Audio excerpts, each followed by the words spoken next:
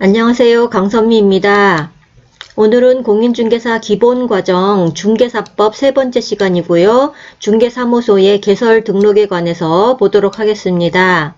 자, 등록의 의의가 제일 먼저 나오는데요. 등록이라는 두 글자는 아주 중요한 글자죠. 등록하지 않고 중개를 업으로 하려면 무등록업자가 되는 거죠. 그래서 중개업을 영위하고자 할 때에는 그것이 주된 업무이든 부수적인 업무이든 관계없이 중개업을 영위하고자 할 때에는 중개사무소의 개설 등록을 하여야 한다. 의무입니다. 중개사무소의 개설 등록을 반드시 하고 나서 중개업을 해야 한다. 예, 이렇게 나와 있고요. 중개사무소의 개설 등록 그 절차를 보겠습니다. 이제 순서가 중요하죠. 먼저 등록 기준을 맞춰야겠죠. 등록을 할 수 있는 기준에 맞춰서 우선 제일 먼저 해야 될 게 공인중개사 자격 획득이겠죠. 시험을 봐서 합격을 해서 공인중개사 자격을 획득하고 그 다음에 중개사무소잖아요. 지금 이게 중개사무소. 사무소를, 부동산을 어디, 상가 건물을 임대한다든지, 그래서 그 사무소를 확보를 해야 되죠. 그래서 그런 일련의 그 등록 기준을 갖추면, 등록을 이제 신청하러 등록관청으로 가게 되죠. 등록을 신청을 이제 하면 거기서 그 공무원이 검토를 하고 확인을 해 줍니다. 그 다음에 등록을 통지를 해주죠. 기준에 맞으니까 등록을 해준다. 그러면 이제 통지를 받고 나면 등록증을 받으러 갑니다. 예, 가서 등록증을 받는데 받으러 갈 때 반드시 요걸 해놓고 가야겠죠. 보증 설정을 해놓고 가야 됩니다. 보증 설정을 한 다음에 등록증 교부를 받으러 가야 등록증을 내줍니다. 순서가 중요하고요. 그리고 등록증을 받아와서는 이제 업무를 개시를 하면 되죠. 우리 부동산도 여기서 사무소도 다 마련해 놨으니까 이제 업무를 하면 되죠. 여기 업무 개시 전에는 뭐가 있죠? 개시를 해야 되는 게 있어요. 개시. 그쵸. 개시하는 게 등록증, 그 다음에 수임료 이런 거 있죠. 보수, 중개 보수, 등수, 그리고 보증 설정한 거, 지금 이게 보호 있잖아요. 보증 설정한 거, 그리고 공인중개사 자격 취득했으니까 자격증 꼭 필요하거든요. 개시해야 돼요. 개시. 사무실에. 그래서 등수 보자로 외우거든요. 그래서 업무 개시 전에는 반드시 개시를 해야 된다. 등록증, 수임료, 그 보수표, 보증 설정한 부분, 공인중개사 자격증 이렇게 해서 개시를 한 다음에 업무를 이제 실제로 개시를 하면 됩니다. 자, 화면 올려서 등록 기준 보겠습니다. 네, 기준에 맞추어서 중개사무소 개설 등록을 한다고 했는데 먼저 이제 그 등록 기준을 보자면요. 공인중개사 자격이 있을 것. 예, 우리가 자격증을 취득하려고 이렇게 머리가 깨지도록 공부를 하고 있죠. 공인중개사 자격을 취득해야 되고 그 다음에는 그것만으로 끝나는 게 아니라 실무교육을 받아야 됩니다. 이제 이것도 조건이 됩니다. 그 다음에 중개사무소를 확보를 해야 되고요. 그리고 등록의 결격 사유에 해당하지 않을 것. 예, 이제 등록관청에서는 요것까지도 다 체크를 하는 거죠. 자격을 갖춰야 되고 실무교육을 받아야 되고 중개사무소를 확보를 한 다음에 등록의 결격 사유에 해당되지 않은 그런 자에 대해서는 이제 등록을 해주게 되는 겁니다. 지금 요거는 이제 자연인, 그냥 개인 공인중개사가 등록을 할 때 그렇게 되는 거고요. 다음에 이제 법인 공인중개사는 등록하려면 이렇게 됩니다. 자, 상법상 회사 또는 협동조합 기본법에 따른 협동조합으로 자본금 5천만 원 이상 이런 것들이 전부 다 이제 외워야 되는 것들입니다. 상법상 회사 이것도 알아야 되고요. 협동조합 기본법에 따른 협동조합 알아야 되고요. 그리고 자본금 5천만 원 이상 이어야 법인으로 등록할 수 있습니다. 그 다음에 법령 제14조에 규정된 업무만을 영위할 목적으로 설립되어야 한다. 이렇게 되어 있고요. 업무가 규정되어 있다 이런 뜻이죠. 법인 공인중개사는 업무가 규정되어 있어요. 그것만 하겠다. 그런 목적으로 설립되어 있는 법인이다. 이렇게 이제 딱딱 맞아 들어가야 되고, 대표자는 공인중개사, 대표자를 제외한 임원 및 사원의 3분의 1 이상도 공인중개사입니다. 여기서 이제 제외라는 것도 중요하고요. 대표자는 꼭 공인중개사여야 하고, 대표자를 제외한 임원 사원의 3분의 1 이상이 공인중개사여야 합니다. 그리고 대표자, 임원, 사원 전원이 실무 교육을 받아야 하고요. 그리고 중개사무소를 확보해야 되고요. 이건 이제 여기랑 똑같고요. 그리고 대표자, 임원, 사원, 전원이 결격사유가 없어야 됩니다.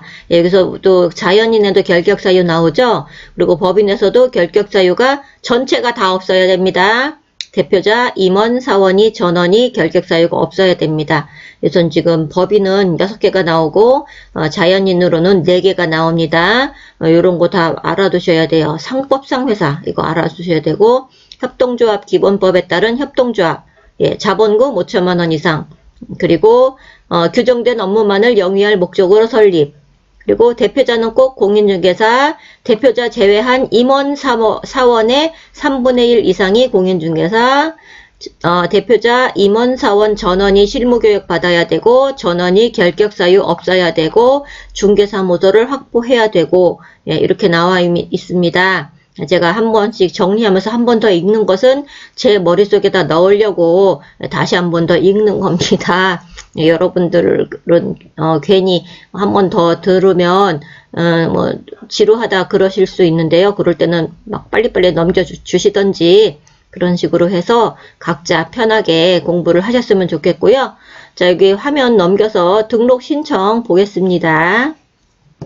자, 그럼 등록 신청을 보겠습니다. 등록 신청인은 이 사람만 가능합니다. 법인, 공인중개사만 가능합니다. 소속 공인중개사는 불가하고요. 외국인도 역시 신청 가능합니다. 자격만 획득했다면, 등록 자격에 맞는다면 외국인 신청 가능하고요. 소공사는 불가이고요. 법인과 공인중개사만 가능하다. 이렇게 나와 있습니다. 그리고 등록 관청이라는 것은 사무실이 있는 시, 군, 구청입니다. 시, 군, 구청. 우리가 가장 말단으로 생각하면 돼요. 그렇다고 저기 동사무소를 생각하시면 안 되고요. 동사무소 말고 가장 우리와 가까운 거죠. 그래서 자치구, 비자치구 관계없이 구청 같은 데 가시면 되는 거죠. 그러니까 예를 들어 수원시 권선구 이런 거 이제 구청에 가면 됩니다. 권선구는 비자치구지만 관계없이 수원시 권선구는 권선구청으로 가면 되고요. 서울시 뭐 강동구다 그러면 강동구청으로 가면 됩니다. 그렇게 해서 구청, 시군구청이 바로 등록 관청이 되겠습니다. 그리고 구비 서류는 실무교육을 받는 게 그 조건이었잖아요. 그래서 실무교육, 수료 확인증 4본, 이건 원본이 아니라 4본인가 봐요. 수료 확인증 4본이랑 여권용 사진도 필요합니다. 그리고 중개사무소 확보를 증명하는 서류, 임대차 계약서 같은 사무소 확보를 증명하는 서류, 그리고 외국인은 아포스티유라는 요거까지 구비를 해서 가는데요. 여기서 중요한 것은 자격증, 우리 공인중개사 자격을 획득하잖아요. 그렇지만 자격증은 제출하지 않습니다. 요거는 꼭 알아두셔야 될 것 같아요. 등록 신청하러 갈 때 자격증 들고 가는 것은 아닙니다. 알아두시고요. 등록할 때 수수료 있습니다. 이것도 알아두시고요. 다음에 등록 처분인데요. 그 등록 관청에서 검토를 하고 확인을 하잖아요. 그래서 중개사무소를 확보했는지, 결격 사유에 해당하는지, 실무 교육을 수료했는지 이런 것들을 이제 검토를 하고 확인을 하면 7일 이내에 서면으로 통지합니다. 7일 서면 알아두셔야 되겠죠. 그 등록 처분은 7일 이내에 서면으로 통지하고, 그럼 등록 중에 교부, 등록증을 받으러 갈 때 아까도 얘기했지만 교부 이전 전에 그러니까 교부 이전 전에 보증 설정을 먼저 해야 됩니다. 보증 설정 먼저, 교부가 나중이에요. 그래서 업무를 시작하기 전에 보증 설정 먼저, 등록증을 교부 받으러 가기 전에 보증 설정 먼저, 이렇게 알아두시고요. 법인은 2억 원 이상, 개공사는 1억 원 이상 보증을 꼭 들어야 한다. 이렇게 나와 있고요. 등록관청은 보증을 확인하면 그 다음에는 7일 이런 거 아니죠? 지체 없이 교부합니다. 보증을 확인하고 나면은 지체 없이 교부해야 되고요. 만약에 등록증을 분실 및 훼손했다면 재교부 신청 가능한데 역시 수수료 있습니다. 역시 똑같이 등록관청에 가면 되겠죠? 등록관청에 수수료를 내고 재교부를 신청하면 된다. 이렇게 나와 있고요. 화면 다시 바꿔보겠습니다. 다음에는 등록사항 등의 협회 통보입니다. 자, 우리는 등록관청에 가서 뭐를 신고를 하든지 뭘 하잖아요. 등록관청은 협회에다가 그 사실을 통보해야 되는 그런 내용들이 있어요. 요거는 지금 따로 정리한 건데, 지금 일단, 등록증 교부 요거만 보자면, 중개사무소 등록증을 교부하면, 등록관청이 교부하면 그 사실을 다음 달 10일까지 공인중개사 협회에 통보하여야 한다. 이것도 의무가 되네요. 등록관청은 중개사무소 등록증을 교부한 때에는 그 사실을 다음 달 10일까지 공인중개사 협회에 통보하여야 한다. 이렇게 나와 있습니다. 한 달씩 모아서 그 달에 등록된 사람들은 다음 달 10일까지 이렇게 월 1회 이렇게 하나 봐요. 다음 달 10일까지 협회에 통보하여야 되는 거고요. 그 다음에 이건 이제 따로 모은 거라고 그랬죠. 등록관청이 공인중개사 협회에 통보해야 하는 사항들이 있습니다. 지금 봤다시피 중개사무소 등록증을 교부한 때에 협회에 통보하고요. 분사무소 설치 신고를 받은 때에 분사무소 그럼 법인의 분사무소죠. 이제 본점 말고 지점 같은 개념이죠. 그래서 분사무소 설치 신고를 받으면 협회에 통보. 그리고 중개사무소를 이전 신고를 받아도 협회에 통보. 우리는 사무소 이전하면 또 등록관청에 가죠. 등록관청이 협회에 통보.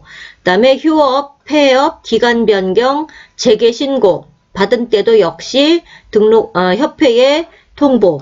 다시 한번요. 휴업, 폐업, 기간 변경, 재개 신고. 예, 휴업을 3개월 휴업하겠다. 그래 놓고 이제 3개월이 다 가는데 아무래도 이제 일이 있어서 3개월 더 해야 되겠다. 그럴 때도 신고를 하는가 봐요. 등록관청에 가서. 그래서 그럴 때 모두 다 이게 휴업, 폐업, 기간 변경, 재개 신고 모두 다 어쨌든 이런 액션이 일어나면 협회에 통보를 해야 되고요. 소공사나 중개보조원의 고용 또는 고용 종료.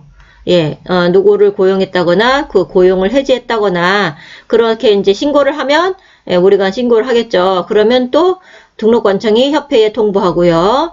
그 다음에 행정처분을 한 때 등록관청이 개공사에게 행정처분을 한 때에는 역시 협회에 통보를 해야 됩니다. 근데 이제 그 행정처분이라는 게 등록 취소 또는 업무 정지를 말해요. 등록 취소 또는 업무 정지.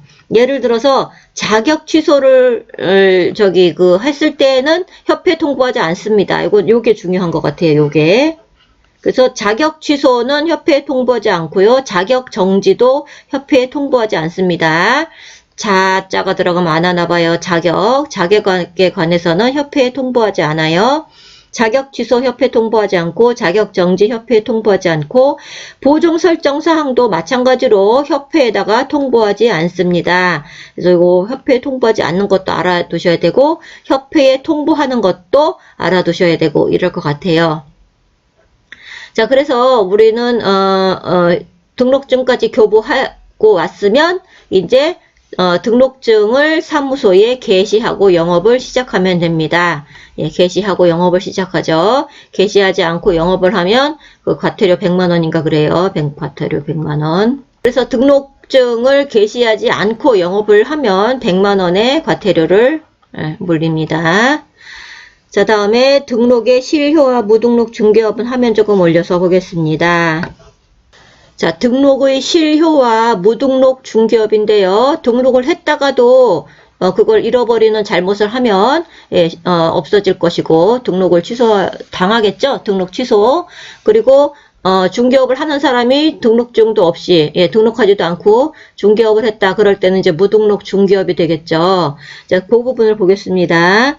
자, 등록에 실효 사유가 나오는데요. 이렇게 잘못을 하면 등록이 사라집니다. 뭐냐 하면 개인, 개업, 공인중개사의 사망, 예, 법인, 개업, 공인중개사의 해산, 예, 사망이나 해산은 그 사람이 없어지는 거죠. 공인중개사가 등록하는 사람이죠. 등록한 사람이 없어지는 거니까 당연히 실효가 될 것이고요. 다음에 등록 취소 처분을 받은 경우, 예, 등록 취소 처분, 이게 이제 어떤 잘못이겠죠? 등록 취소 처분을 받은 경우 등록이 실효됩니다. 자, 규정을 위반하면 등록관청이 등록 취소를 함으로써 실효가 되고요. 그리고 폐업 신고, 예, 사무소 폐쇄뿐이 아니라 폐업 신고를 하여야 등록이 실효됩니다. 이것도 이제 꼭 알아두셔야 될 것 같아요. 폐업 신고를 하여야 등록이 실효된다. 예, 그래서 등록의 실효 사유는 개인 개공사의 사망이나 법인 개공사의 해산, 그리고 등록 취소 처분을 받은 경우, 그리고 폐업 신고한 다음에 폐업 신고를 하면 등록의 실효가 되고, 그 다음에 무등록 중개업, 요거는 이제 빨간 글씨예요. 가장 엄한 제재입니다. 자, 무등록 중개업이라는 것은 중개사무소에 개설 등록을 하지 않고 중개업을 영위한 경우가 그렇겠죠. 그리고 등록의 효력이 소멸된 상태에서 뭐 위에서 이렇게 폐업 신고를 했다거나 등록 취소를 받았다거나 이렇게 소멸된 상태에서 중개업을 영위한 경우, 처음부터 아예 등록하지 않았을 경우, 그 다음에 등록을 한 것이 소멸된 경우인데 중개업을 계속 한다거나, 예, 이 두 가지 경우에는 무등록 중개업이라고 얘기를 하고요. 가장 엄한 제재라고 했습니다. 그래서 거래 계약의 효력, 요거는 이제 그냥 알아두셔야 되는 거죠. 거래 당사자 간 거래 계약의 효력에는 영향이 없어요. 무등록 중개업자가 중개를 했다고 해서 거래 계약이 무효가 된다는 건 아니라는 거죠. 그래서 그 거래 당사자 간의 거래 계약은 유효입니다. 예, 무등록 중개업자가 중개를 해도 거래 당사자 간의 거래 계약은 유효이다. 그렇게 되어 있어요. 다만 무등록 중개업자는 공인중개사법 위반으로 처벌 대상이 되겠죠. 예, 처벌을 받겠지만 거래계약은 유효하다 이렇게 되어 있고요.